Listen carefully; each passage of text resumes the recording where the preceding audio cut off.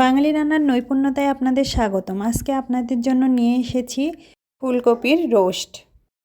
রোস্টের জন্য আমি মশলাটা প্রথমে পেস্ট করে নিব। মশলাতে আমি নিয়েছি 1 চামচ পোস্ত, 7টা কাজু বাদাম, 7টা মরিচ আর 2 টুকরো আদা। এর মধ্যে আমি সামান্য পরিমাণ জল দিয়ে মশলাটাকে প্রথমে পেস্ট করে নিব ভালোভাবে।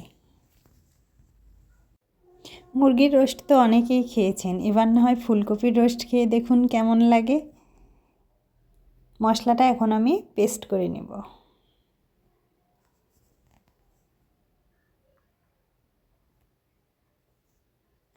মশলাটা আমার পেস্ট করা হয়ে গেছে।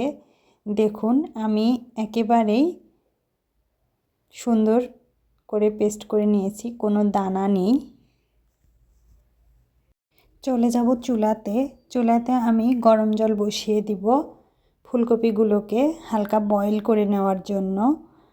ফুলকপিগুলো গন্ধ যাতে না থাকে এই জন্যে ফুলকপিগুলোকে 1.5 মিনিটের মতো গরম জলে একটু বয়েল করে নিব।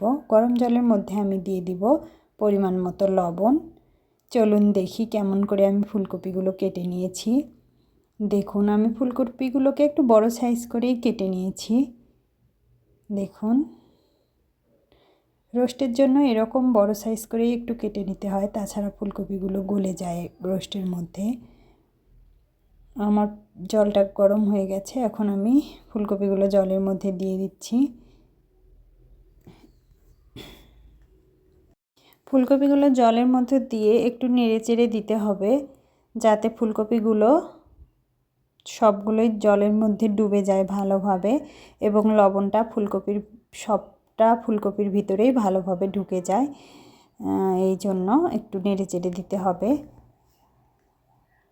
ফুলকপিটা সিদ্ধ আমার হয়ে গেছে, আমি তুলে নিচ্ছি।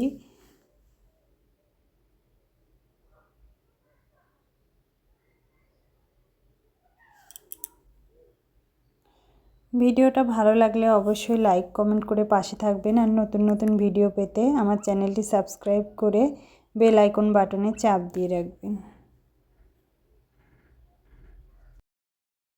ফুলকপি নামিয়ে আবার পুনরায় চুলায় কড়াইটা বসিয়ে দিলাম। কড়াইটা গরম হওয়ার অপেক্ষা করছি। কড়াইটা গরম হলেই এর মধ্যে আমি দিয়ে দিব পরিমাণ মতো সয়াবিন তেল। রোস্টটা আমি সয়াবিন তেল দিয়ে রান্না করব। তেলটা দেওয়ার পর কড়াইয়ে একটু তেলটা চারদিকে ছড়িয়ে নিচ্ছি।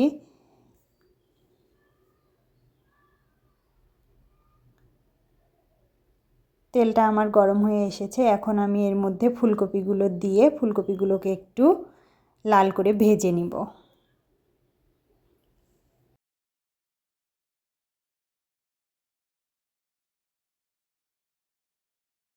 তেলের মধ্যে ফুলকপিটা দিয়ে একটু নেড়ে চেড়ে দিলাম, তা না হলে আবার পুড়ে যাবে। শেষে রোস্ট আবার পোড়া পোড়া গন্ধ করবে, তা তো হতে দেওয়া যাবে না। এই জন্য ফুলকপিগুলো প্রায় আমার হয়ে এসেছে, আর বেশি ভাজবো না, আমি উঠিয়ে নিব। আপনারা যারা বাড়িতে ফুলকপির রোস্ট খেতে চান তারাও এইরকম করে ফুলকপির রোস্ট করবেন, দেখবেন অনেক মজা লাগবে। সব সময় তো মুরগির রোস্ট খাওয়া হয়, ফুলকপির তো রোস্ট খাওয়াই যায় একটু, কি বলেন? ফুলকপিটা ভেজে নামিয়ে নিয়ে আবার কড়াইটা আমি চুলায় বসিয়ে দিলাম। দিয়ে এর মধ্যে দিয়ে দিব পরিমাণ মতো তেল। আমি 3 চামচের মতো তেল দিয়েছি। আর ফোড়নে দিব 2 টুকরা দালচিনি, 4টে সাদা এলাচ, 2টা লং দিয়ে একটু নেড়েচেড়ে ভেজে নিব।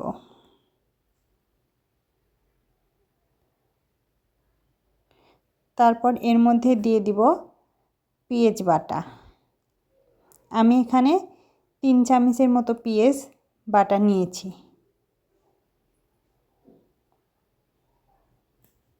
পেঁয়াজটা একটু ভেজে নিব। পেঁয়াজটা আমার ভাজা হয়ে গেছে, এখন আমি এর মধ্যে দিয়ে দিব ব্লেন্ড করে রাখা সেই পেস্টটা। দিয়ে কিছুক্ষণ কষিয়ে নিব।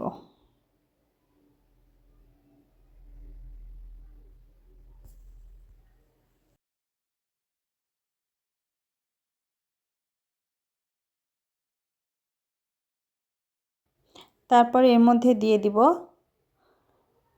1 চামচ মরিচের গুঁড়ো।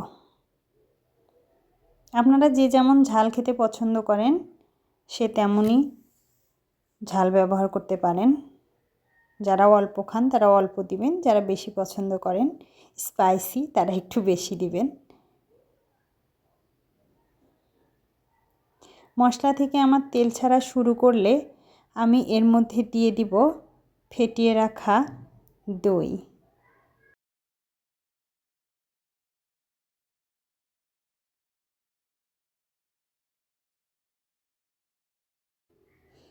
আমি 5 চামচ দই ফেটিয়ে রেখেছিলাম, সেটা এখন এর মধ্যে দিয়ে দিব।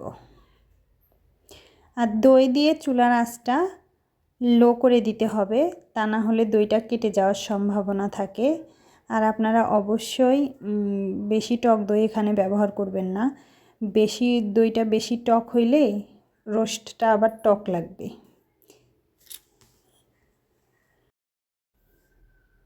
দিয়ে দিব পরিমাণ মতো লবণ।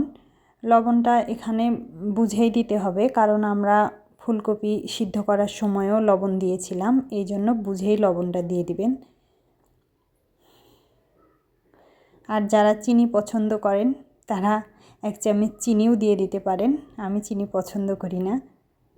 মশলা থেকে তেল ছাড়া শুরু করলে আমি ফুলকপিগুলো মশলার ভিতরে ঢেলে দিব, দিয়ে একটু নেড়ে চেড়ে মশলার সাথে ফুলকপিটা মিশিয়ে নিব।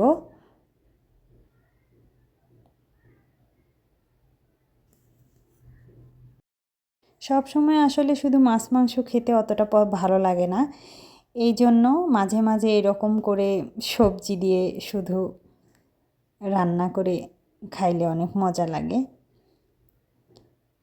এই জন্যই ফুলকপির রোস্টটা আসলে বানানো।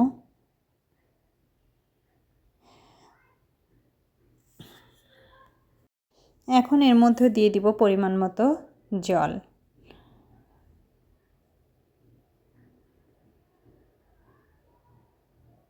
আমি বেশি আসলে ঝোল রাখবো না রোস্টে, গায়ে গায়ে যেন ফুলকপির লেগে থাকে এরকম করেই রাখবো। আপনারা যারা যেরকম রাখবেন সেরকমই জলটা ব্যবহার করবেন। এখন আমি এর মধ্যে দিয়ে দিলাম গরম মশলার গুঁড়ো।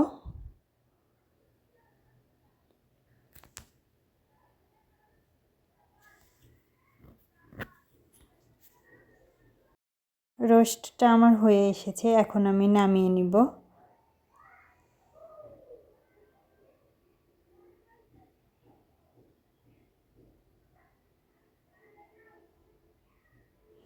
আর এর মধ্যে দিয়ে দিব আমি আগেই বেরেস্তা করে রেখেছিলাম, এই বেরেস্তাটা এখানে আমি দিয়ে দিব। দেখুন কতটা লোভনীয় লাগছে দেখতে। ভিডিওটা দেখার জন্য ধন্যবাদ সবাইকে।